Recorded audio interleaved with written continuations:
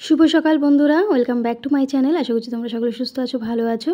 তো নিয়ে এসেছি আরও একটা নতুন ভিডিও। আশা করছি তোমাদের অনেক অনেক ভালো লাগবে। যারা ইউটিউব থেকে দেখছো চ্যানেলটিকে সাবস্ক্রাইব করে নিও, আর যারা ফেসবুক থেকে দেখছো ফলো করে নিও। তো দেখো, সকালবেলায় যে রুটি, কুমড়ো ভাজা আর ভেন্ডি আলুর তরকারি করে নিয়েছি, তার সঙ্গে আছে ভাত, আর আগের দিন রাতের একটু আলুর দম আছে। তো মানে আমার মা পাঠিয়েছিল, তো ওটা আর খাইনি, ওটা এরকমভাবে রেখে দিয়েছিলাম। তো ওটা ভাবছিলাম সকালবেলা রুটি করি, তো তখনই খাবো আর কি। তো ভেন্ডি আলুর তরকারিটা একটু এরকম নর্মাল তরকারি, যে পাতলা ঝোলটা হয়, এটা আমার বর খেতে ভীষণ পছন্দ করে। আর ছেলের জন্য টিফিন বেড়ে নিলাম, ও টিফিন গাড়িটা দিদাবাড়িতে রয়েছে, তাই জন্য ওইভাবে দিলাম।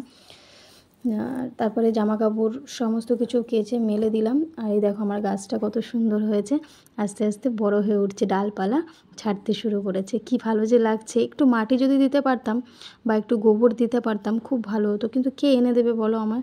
গোবর তো রাস্তায় থাকে, কিন্তু কখনো আনা হয় না। আর মাটি তো সেই মাঠে ফাটে গেলে হয়তো পাওয়া যেতে পারে, কিন্তু আমার বড়মশাই তো যায়ই না, ও তো বাড়ি থাকে না, আর বাড়ি থাকলেও যেতে চায় না। যাই হোক, দেখা যাক কবে একটু মাটি এনে দিতে পারি। তারপরে যে চলে আসলাম ঘরের কাজ করতে। সকাল থেকে তো কাজ আর কাজ, একটা সেকেন্ড বসার টাইম নেই। যখন একটু বসি তো এই ফোনটা নিয়ে কাজ করি, মানে বসার টাইম আর নেই। এমন একটা কাজ বেছে নিয়েছি যে সারাদিন কাজ করেও যে একটুখানি রেস্ট নেব সেই সময়টা নেই, ওই সারাদিনই হাতে ফোন থাকে।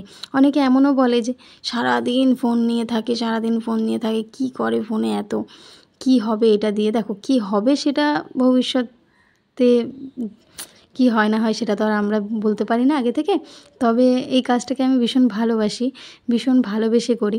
আর এই যারা বলে না যে ফোনটা নিয়ে সারাদিন ঘাটে, দেখো ফোনে কোনো ভিডিও দেখি না সারাদিন বসে বসে, ফোনে অনেক কাজ করি, ঠিক আছে?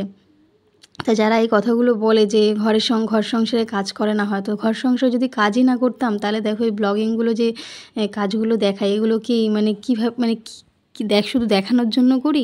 কাজ তো করতেই হয়, প্রতিটা ঘরের বউকেই তার ঘরের কাজ করতে হয়, তাই না? সে ঘরে যেমনই মানে মানে যতই তুমি বড়লোক ঘরের হোক আর যে ঘরেরই হও না কেন, ঘরের কাজ তো নিজের হাতে করার যে শান্তি, সেই শান্তিটা বোধহয় কোথাও পাওয়া যায় না, তাই না? নিজের হাতে গুছিয়ে গাছিয়ে যে কাজ করার যে একটা শান্তি, সেই শান্তিটা সত্যিই কোথাও পাওয়া যাবে না।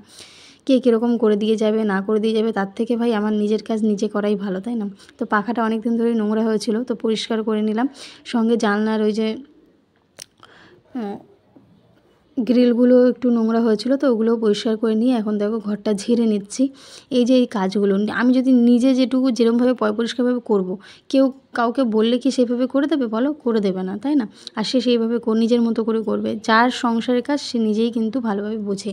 যে যেমন ধরো ঘরে রান্নাঘরে আমি কোথায় কি রাখি না রাখি সেটা তো আমি জানবো, তাই না?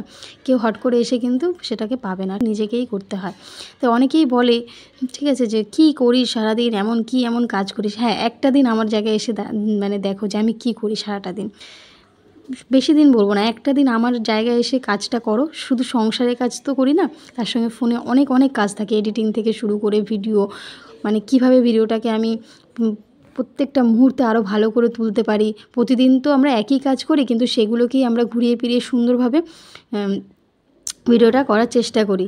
তো সেগুলো করার জন্যও কিন্তু অনেক বুদ্ধি খাটাতে হয়, ঠিক আছে? এমনি এমনি হয় না।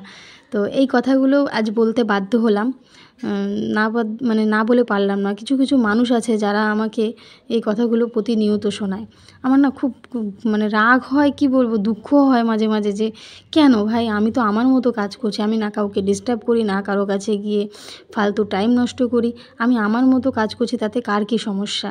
কি বলো তো, এই কথাগুলো সামনাসামনি তো বলতে পারি না, তাই এই ভিডিওর মাধ্যমেই কিছু কিছু মানুষকে জবাব দিলাম। তো অনেকেই বলে, কী কাজ করিস সারাদিন? তো ওই একটু ঘরের কাজ, ঘরের কাজটা শুধু না, ঘরের কাজটা হ্যাঁ প্রতিটা মানুষই তার ঘরের কাজ করে, প্রতিটা মেয়ে তার সংসারে কাজ করে, কিন্তু আমাদের মতো যারা আমরা ব্লগ করি, যারা এই ব্লগিং করি, একমাত্র যাদের ব্লগিং চ্যানেল আছে তারাই বুঝতে পারবে যে কতটা কষ্ট করে এক একটা চ্যানেলকে দাঁড় করাতে হয় একটু একটু করে। তো যাই হোক, আর কিছু বললাম না, যে যার মন্তব্য করবে সেটা নিয়ে পড়ে থাকলে হবে না। নিজের মতো করে নিজের মানে বা নিজের মতো করে আর কি এগিয়ে যেতে হবে। যাই হোক, বিছনাটাও পেতে নিলাম। এই চাদরটা তো আমার মা দিয়েছিল। তো এত সুন্দর চাদরটার কালারটা, আমি জানি না ভিডিওতে কেমন লাগে। তো খুবই সুন্দর, মানে সামনে থেকে তো আরও অসাধারণ। চাদরটা পাতলে খুব ভালো লাগে। আর আমার টান টান করে চাদর না পাতলে ভালো লাগে না কিন্তু। যাই হোক, চাদর টাদর পেতে নিয়ে ঘরের সমস্ত কাজ করেছি, আর কিছু শেয়ার করলাম না। ছুটতে চলে আসলাম। এখন বাজে 1টা বাজতে 15 মিনিট বাকি। তো মানে কি বলবো, ছুটতে ছুটতেই কিন্তু এসেছি বলতে গেলে। তো কারণ বাবা মা ঘরে থাকবে না, তাই ফোন করেছিল যে ছেলেকে আনতে যেতে হবে। আর এখানে একটা গণেশ ঠাকুরের মূর্তি আছে।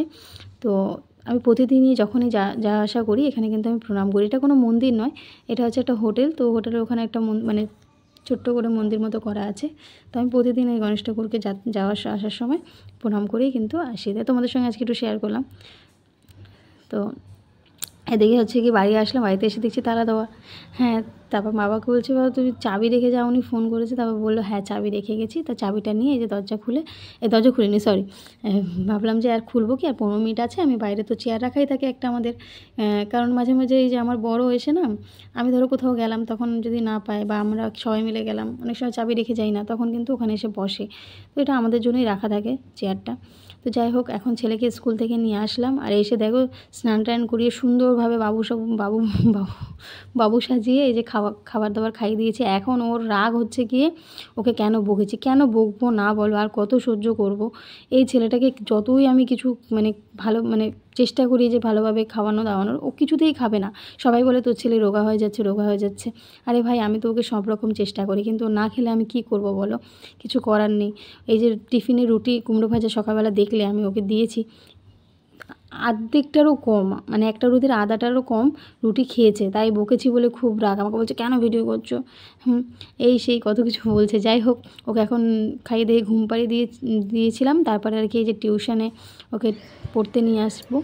তো এখানে এসে একটা সুন্দর দৃশ্য দেখতে পাচ্ছি, মানে এত সুন্দর, তোমাদের সঙ্গে শেয়ার করছি। দেখো, একটা কাঁঠাল গাছ আছে, এটা হচ্ছে সমর স্কুলের পাশেই গাছটা, সমর স্কুলের মধ্যেই গাছটা আর কি। তো যেখানে পড়তে যায় সেখান থেকে দেখা যায় গাছটা।